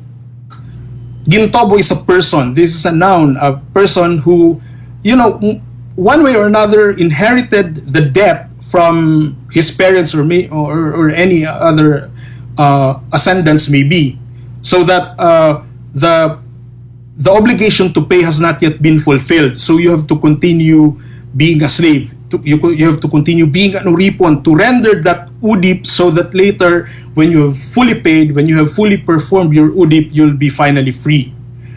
No? And this instance of freedom is called, one way or another, hayaw. No? The hayaw means to walk freely without any obstruction, just like any other free man walking along the road, walking on the street without any obstruction, without any fear of being dakop, no, madakop, mahuli, or being a captive. You have all the right to walk freely without any obstruction. That's hayaw, no. But for you to be able to experience hayaw, you have to experience hilwas, no. This is the slave, the uripon, regaining his freedom after paying off his obligations to his master. So that the uripon is no longer an uripon. He becomes a timawa, or he becomes a free man. No? He becomes a free man. Sometimes, though, if this unfreedom, this sense of being not free is because of oppression, which is very possible and very probable before, and even now, the action that's needed is to hiwal, which sounds like iwal or quarrel in Bicol, but hiwal is a different word. It means someone going away or escaping a maltreatment or oppression. So to hiwal, to escape from oppression. It's related to a word called hiwasay, something disentangled or placed in order. So if you will follow, I am listing down all these words related to freedom, whether they're synonymic or antonymic to the word, no? But to be disentangled, you have to hubad, no? You have to untie certain binding. You have to untie the strings. Kailangan mong ihubad yung string, no? Another terminology related to freedom is our endless search for a safe place. Maybe an abode, a covered and free, a covered place free from any harm, no? And the word for this is ili, pailihan. That's why in contemporary Catholic Bicol, pailihan, refuge. No, a sense of refuge is itself a sense of freedom in a sense. No, another word related to freedom is lakat. Lakat is very specific. The fish that was able to free itself from the hook. If you are catching fish by the means of the hook and line, lakat is a negative thing. It means the fish got free. No, but in pre-colonial Filipinos, pre-colonial Bicolano is also used to refer to men or women being able to free oneself from danger. No.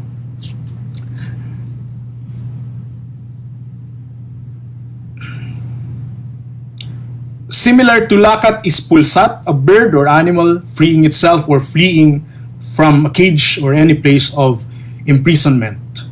One interesting word, though, which I think a part of that which I mentioned earlier, where words change meanings along time, is the word sapod here. In Lisboa's dictionary, sapod means to pick up a person who is roaming around lost, whether a slave or a free man. No, so you have to we have to consider that this is for both a slave or a free man, to sapod the person. Now in Bicol, sapod is retrieving anything, whether a person or a thing.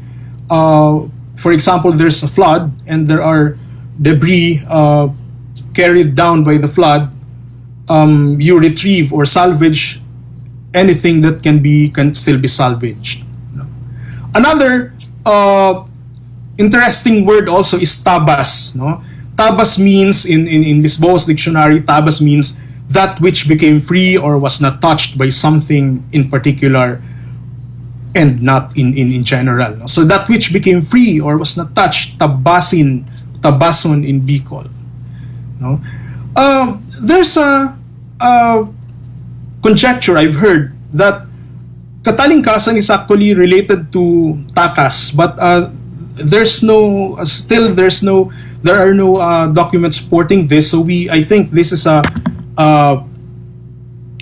challenge to historians or language historians to further research on this, because the absence of the word Katalingkasan in Lisboa's dictionary is still kind of controversial for me as a writer. No, but another word related to freedom is takas, which I think we share also with other Filipino languages like the Tagalog.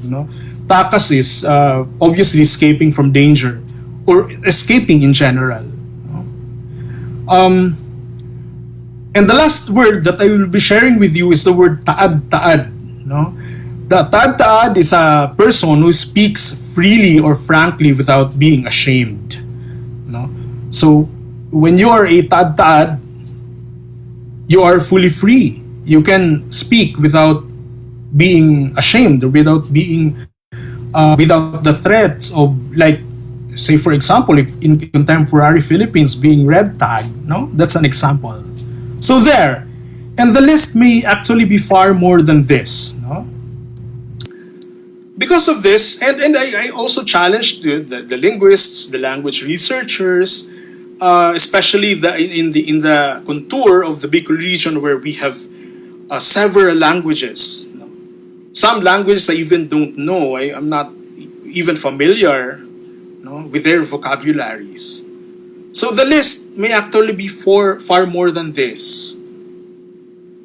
Because, again, this is an initial retrieval of terminologies, an undertaking that I wish to spark a deeper inquiry, not just on Katalingkasan, on freedom, but on many aspects of Bicol life. And in case of other regional language groups, I think this may also be applicable if you have not academically done any really in-depth research, researching on your book vocabularies. No? So there are great insights that when we can derive from the words included in this list. And those words that, through further and more focused research, may aid us in our broader and more encompassing notion and understanding of freedom, or what freedom really means for us. Are we really free? What must we do or do more to achieve it? To make it linger, to treasure it? What happens to my personal freedom when mingled with my neighbor's freedom? And the questions may go on and on. And our lexicons gathered during a time far before us are still an uncharted territory as far as historical contexts and understandings are concerned. Many monographs and researches have just touched the surface, and there are more to dig for. For example, our agricultural vocabulary, culled from these colonial texts, may help us understand more what to do about food security, our vocabulary of climate. What about it? What can we learn about our changing times, using the vocabulary of centuries ago? Our vocabulary of polity, of leadership, and sense of social order, what can we learn from it during these times of restlessness? Our vocabulary of health during these times of pandemic might have something to teach us in a rather indigenous way to care for the sick and ward off illnesses.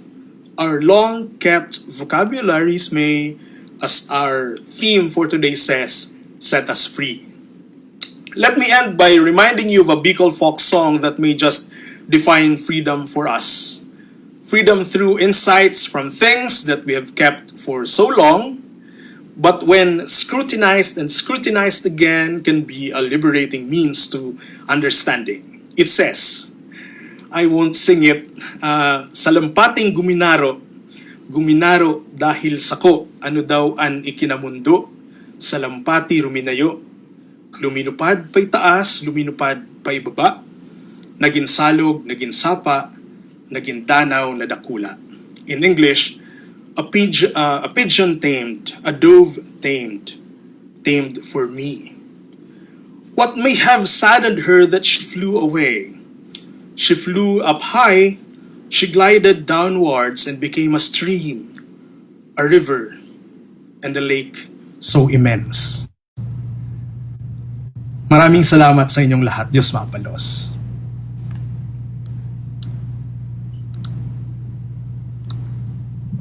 Thank you so much. And maraming salamat po sa ating mga speakers na si Sir Vic, Sir Jai, and Father Francis. So habang nag-send pa ng mga questions ang ating mga viewers, I just want to shout out sa ating mga viewers. So from Leonard Christopher O. Iduarte from Badok, Ilocos Norte. And then si Ma'am Rhea May D. Bungahanoy. Good morning, watching from Talisay Campus, Negros Occidental. So talagang maraming naaabot ang ating webinar. Next is Miss Jacqueline Villaira. Good morning, watching from Carlos Hilado Memorial State College. And then si Ma'am Rhea Palma, good morning. Watching from Carlos Hilado Memorial State College, Talisay Campus, Negros Occidental. And another one is Mr. Jopet Bisenyo Medalla, watching from Bulan, Sorsogon. Let's see, meron pa dito. Grace Borbe Magrasha, good morning, watching from Zambales. So yan po, meron po tayo ditong question from kay Father po. So a question from Philip Francis Bersabe, watching from Nuestra Señora de Katipanan Parish in Paloyon, Nabua. Congratulations, Father Thords, for bringing us up this primary source. I have only one question. Whether microhistory will always result to a reductionist view of history, as you said it, was a prejudiced friar's account? Is a history always prejudiced? Carlos, ayan po. Yung question niya, sir, is I have one only question whether microhistory will always result to a reductionist view of history. As you said, it was a prejudiced friar's account. Is history always prejudiced? Okay, thank you for the question. Father Philip, actually, yan ang sparring partner ko sa social media show Minarakdag. So I did not ask him to ask questions, but he voluntarily offered his questions. But thank you very much, Father Philip, for the question. I think the modifier always, I think that has to be rejected because not all microhistory would always lead to a reductionist. It could lead to a reductionist view, but well, microhistory is not really being contained in a small space or in a small event, and then you will be able to draw general conclusions. In fact, microhistory is a reaction to the, I think, the influence of sociological perspectives, wherein they're able to generate general theories out of some particulars, and as if it applies generally to all places or all periods. So microhistory is about actually you just downsize the place or the specimen, but you ask um, scale. You still ask the big questions. For example, like Vic was just recently told us about, related to us, that we might use simple languages. We might be observing small data, but we are actually now forming large conclusions. And and of course, there are different schools also of thought within the microhistory. For example, the Italians have a different way of seeing it from the French. The French would call it histoire de la vie privée. So it's a history of private lives, for example. Just a sort of microhistory. In German, that would be, I think, Alltagsgeschichte. So I think it's a history of old old items. So it's a different approach, but dealing with the particulars. So it's like what the French would call it, seeing the universe in a grain of sand. So that's how poetically they would put it. So no, it's not the objective or goal of microhistory to you know, dive into general conclusions, but it is actually a reaction to generalizations, to be exact. So it's like when you are painting, you start with thumbnail sketches, or in Italian they call it pozzetti. So you start with small in order to be able to later on go to the bigger things. So they're not mutually exclusive when you talk about microhistory and global history or national history. One thing leads to another, or not. So that could also happen. So thank you very much, Father Philip. So as regards the prejudice is all history always prejudice. I think prejudice is a bit of a strong word, but biased. I think every history is biased. Of course, it has its own bias. If you do not acknowledge your own bias, then that is the death of history. That would be like absolutism. So thank you, sir. So I hope that uh, it answered the question to our viewer. So this is another um, comments from our live viewers.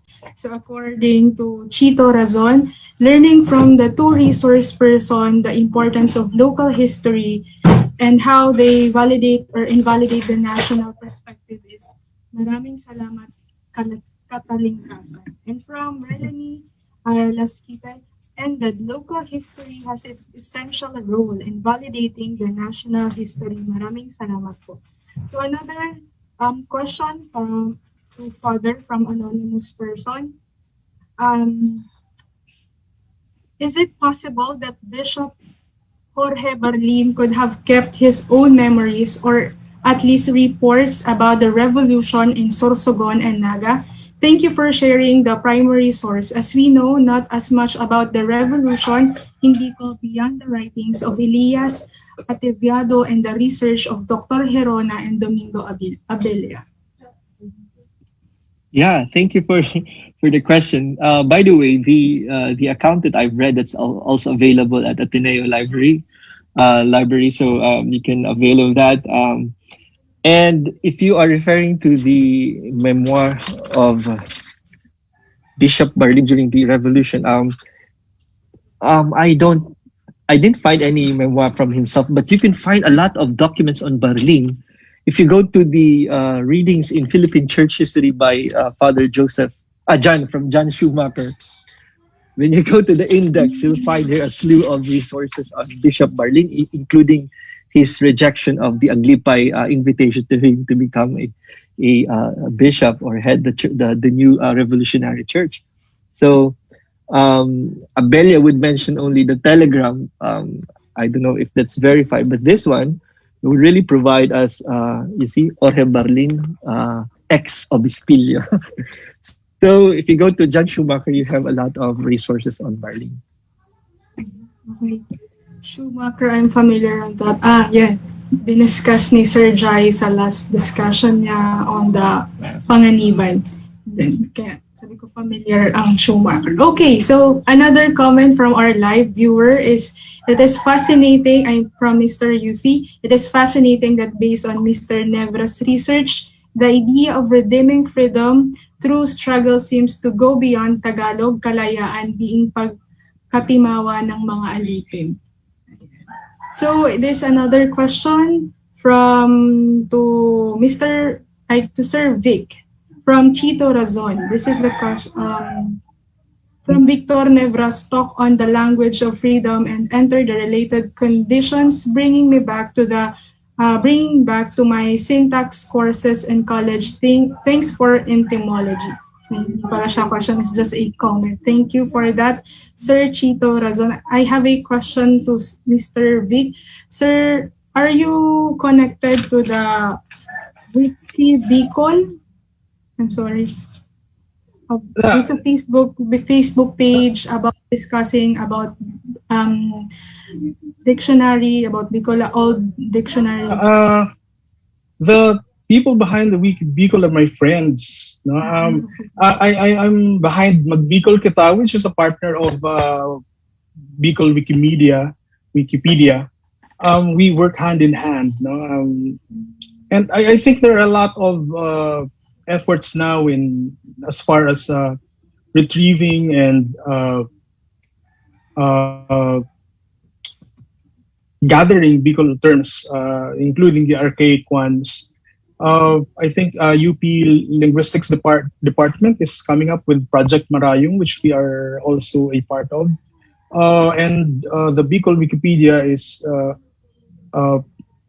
currently its content is keeps on increasing and increasing. You know? So I think this is also an opportunity for everyone to take part, because Bicol Wikipedia is actually a public platform, platform for everyone. Contrary to the previous notions that we cannot rely on it, I think we can actually help make it reliable. No, so nasa atin yung susi. They are my friends. Anthony Diaz is leading the group now. So I think yan. Tapos I also have my own Magbicol Kita, which is a source of writings about various disciplines written in Bicol by experts in their own respective fields.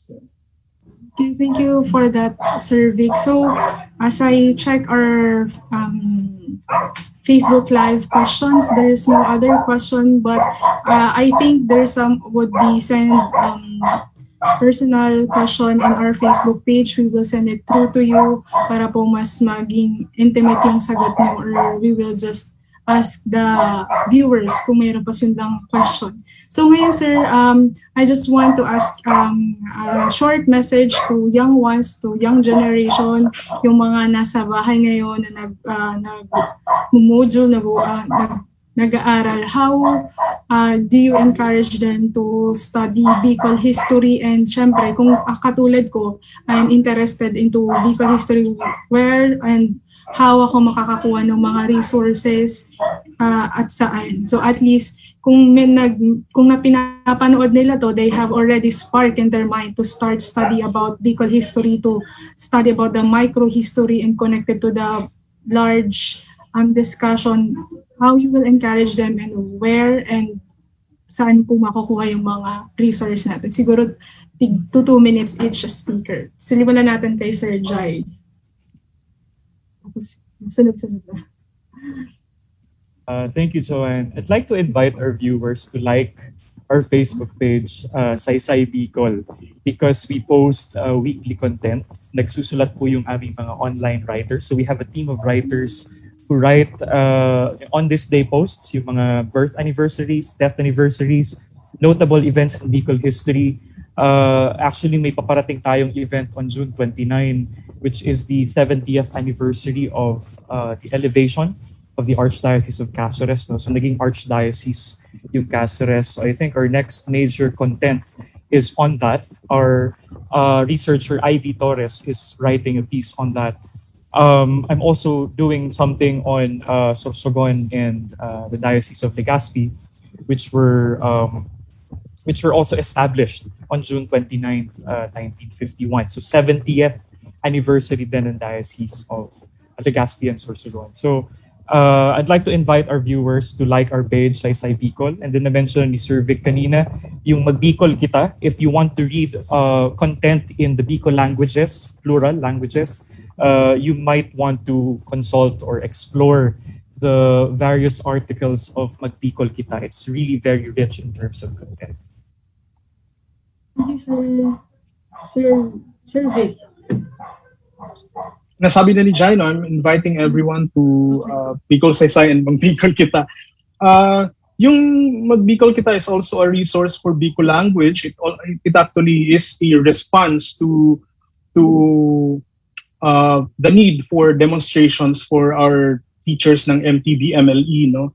Pero ngayong pandemic, naisip natin na why not write about all possible discipline, all possible field, but indigenize it, write it in the Bicol languages. No, so we have, like for example, we have someone writing about economics and finance in Bicol Miraya, no, which I myself find it difficult to understand. No, Miraya is the language of Albay, parts of Albay province. No? So we have to indigenize, and I think for us to be able to do that, yung question, read Bicol materials. No? Ang dami namang mga materials online pwede nyong magamit dahil hindi pa tayo pwedeng lumabas. No? And I think this goes not just about Bicol, no, but also other regions, other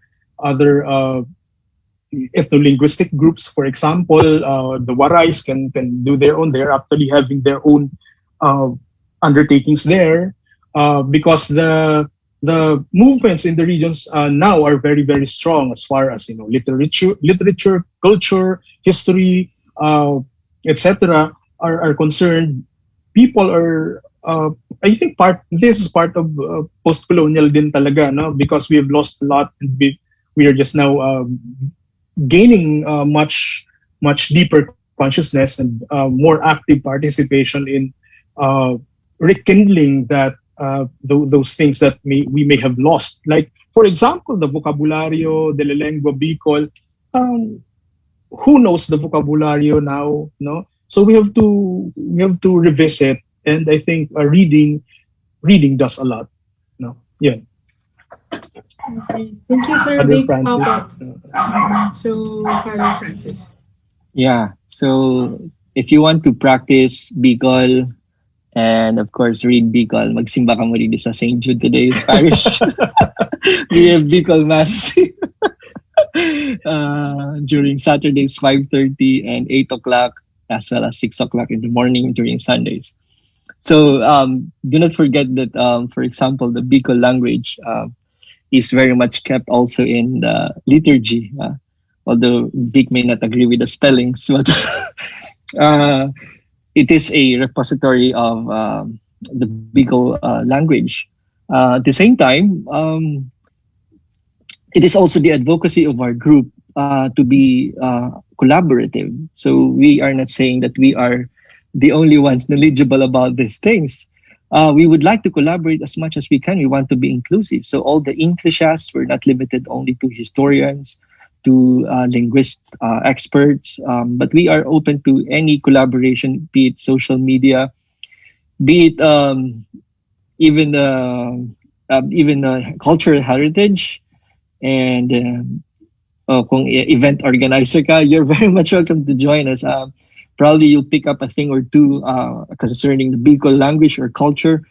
And of course, we would advise even the young ones to not be limited to social media or to the new media. Go back to the old media, read a book, grab a book.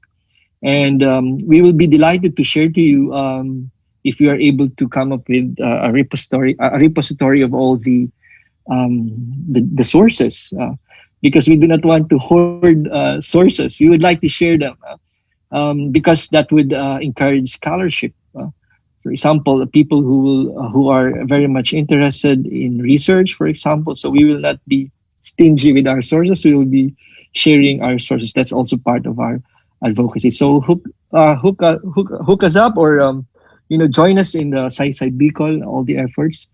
And tomorrow, for example, we also have a social media show. I think Jai will be our guest tomorrow in Rakdag.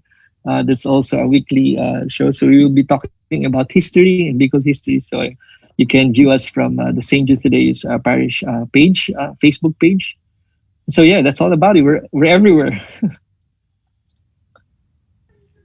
Thank you so much, sir, sa words. So I hope that youth or young ones or si mga nagkaklase, especially si mga nasa harungon yan, there's no word for boring. You can search, you can find the resource to start your journey in studying the Bicol history. So thank you so much, sir, to our speakers. So I just want to remind our viewers to don't forget to answer our evaluation form that is pinned down to the FB Live of our Facebook pages. So to formally close our webinar for this morning, I want to call the Museum Shrine Curator 2 of Museo ng Philippine Economic History Iloilo, Ms. Jessel Pitarios. Yeah, so thank you so much, John. So a pleasant morning, or should I say afternoon rather, to each one of you.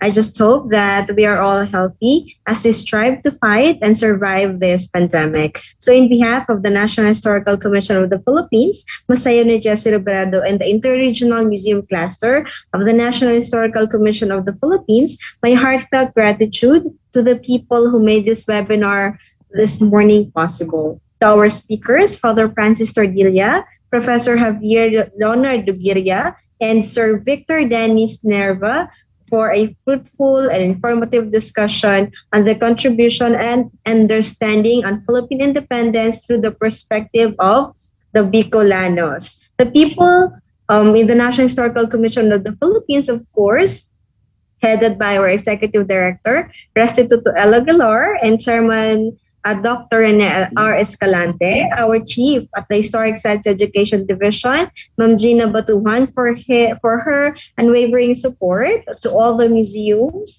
our supervising HSDO, Mr. Brian Anthony Paraiso, and of course, our colleagues in the Interregional Museum Cluster for their assistance, and to our dear participants who joined with us in our webinar today. Indeed, this revolution happened in our country is one of the most important events in our history. This awakened our sense of nationalism for a generation of Filipinos to come. In a period of a heavy struggle and conflict, Filipinos of different backgrounds united with a common goal, and that is to resist the colonialism.